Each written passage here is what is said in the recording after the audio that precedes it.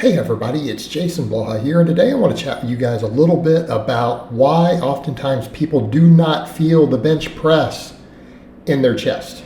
Okay, and want you guys to watch what I'm doing here. None of these are true limit sets; they're just nice heavy work sets. I'm doing a triple with 315, and then you see me doing a couple of 6-rep sets with 275. Here's the thing that I want you to notice with all of these. All right. Number one, notice with the wrist stacking. Now, it looks like from this side angle, you can kind of see almost the palm back a bit. But on the if you were to look at purely from the feet down, you wouldn't see that. But what you'll notice is that the bar is stacked directly above my wrist bone. Okay? So notice if you look at those hand angles, look at my palm. The bar is directly above the wrist bone. Notice that my angle of my hand never changes at any point during these work sets. All right, this is important.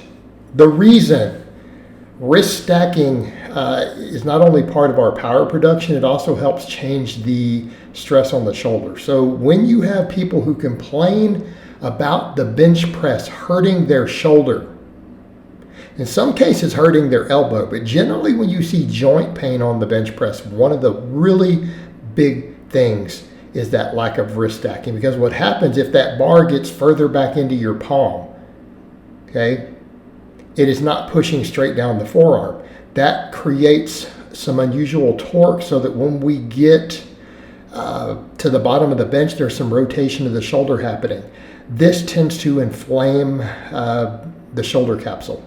Okay, so oftentimes when you have people who complain about it, that's really high on the list. So they feel it in their shoulder instead of in their pec. You combine this with bouncing the bar off the chest, and this is a recipe for shoulder injuries, right? In my experience, the majority of people who complain about shoulder pain from benching, that's what causes it. Even though people are like, man, that wide grip does it too. Well, your wrists aren't stacked. If that wide grip hurts your shoulder, there's probably something happening to where the weight is not stacked directly above your wrist bone and above your elbow. Okay, so there's some shear stress to where it is rotating the shoulder backwards, right? And you're not staying tight at the bottom. So this is kind of an important deal. If we're going to wide grip bench, because everyone's going to note, anyone who's watching also probably notices my grip is pretty wide. Because if we're working our chest, this is what we want. This is desirable. But if we do not address the wrist stacking up front, this is a problem. Because you're not going to be able to bench with this wide grip unless you can get those wrists stacked. And wrist wraps are not always a solution, because with wrist wraps, a lot of times guys allow their forearms and their grip to get weak, and it still rotates back. And I want you guys to notice I'm doing all of these without wrist wraps. I'm repping 315 with no wrist wraps. I don't have big wrists. This is me just working my grip strength and me squeezing the hell out of that bar. So the wrist stacking is critical, along with squeezing that bar as hard as you possibly can on every single rep. And this cannot be stressed enough. And this is why people need to film themselves. If you film yourself and you notice that when you go to rack the weight later, your wrist is in a different position than when you unracked it, your grip got loose. You didn't squeeze it. You let it get loose at some point in the set. Okay? And you're like, well, I feel this in my shoulder more than my pecs. All right. The next thing, let's talk about grip width. I'm gripping wide. That puts more stretch on the chest. Am I saying that that's always going to give you the best bench? No. I'm not saying you're going to have the strongest bench in competition always.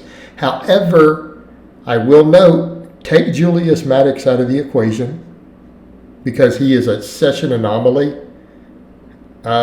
He grips like a medium grip, right? But he's inhuman. Look at all the other guys who benched over 700 pounds in competitions who are a little weaker than him. How many of them had really wide grips? Most of them. Most of them.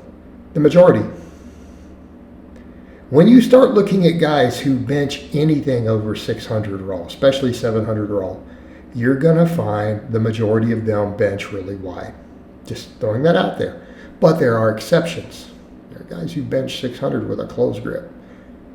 But the point is, this is what builds pecs. That wide grip is going to put the most stretch on your pectorals.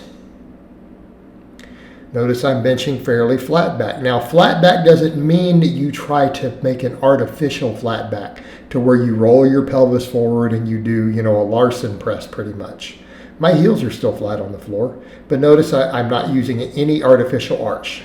I am laying down on the bench, and the amount of arch that I have is my natural flat back amount. Like if I were to just lay down in a bed or lay down on the bench and just put my heels flat, that's where I'm at. Is that ideal for the biggest max? No. Is it ideal for getting the most stretch on the pecs at the bottom? Yes. All right, that combination, that wide grip, combined with a natural curve in the back, and we would call this flat back, guys. I understand that it's not flat back because people are like, but your spine isn't touching, right? But I also have a really thick back. People who see my back usually notice that. I have a big back. So there's going to be even more meat between there. But I'm not creating a real artificial arch. It's kind of a big deal here. Lastly, I'm pausing. Now, because you guys have also seen me do a light touch and go, and I'm going to say those are comparable. Okay, if your goal is to build the chest and you cannot feel your chest, watch your benching. How many guys who do that are bouncing the bar off their chest? Now, think about everything that we just did here. What are we trying to do? We're increasing range of motion on the chest. We're not creating a big arch. We're taking a wider grip. All this stuff to get more stretch at the bottom. That puts the pectorals into a more lengthened position. More potential for hypertrophy, more potential for chest recruitment. It's how you build a big chest.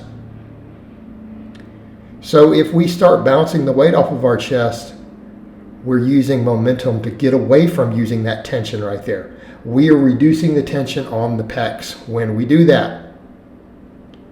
Undesirable. All of these things combined are why people feel their shoulders hurt, why they don't feel their chest, why they feel all of these other muscles working more than their pectorals on the bench. And I want to be clear here. The key points, bench the way that I'm benching here. Bench the way that I'm benching. Stack your wrists so that you are not cocked backwards, so that that bar stays above your wrist bone, right? Stays above your wrist bone and directly above the forearm. Get those wrist stacks, squeeze the hell out of that bar. Lower it under control. Do not bounce it off your chest. So if you touch, it needs to be a very soft touch to where you barely touch the skin and then reverse it. No momentum bouncing off the chest, or you pause like I'm doing. Do all that with a wide grip, keeping the arch minimal, and I promise you will feel your pecs. I promise. Your chest will feel more, it will grow more, you'll get more chest development out of the bench press. All right, guys, but that's really all I have to say on that today. I hope it's been informative, and I'll talk to you guys and gals next time.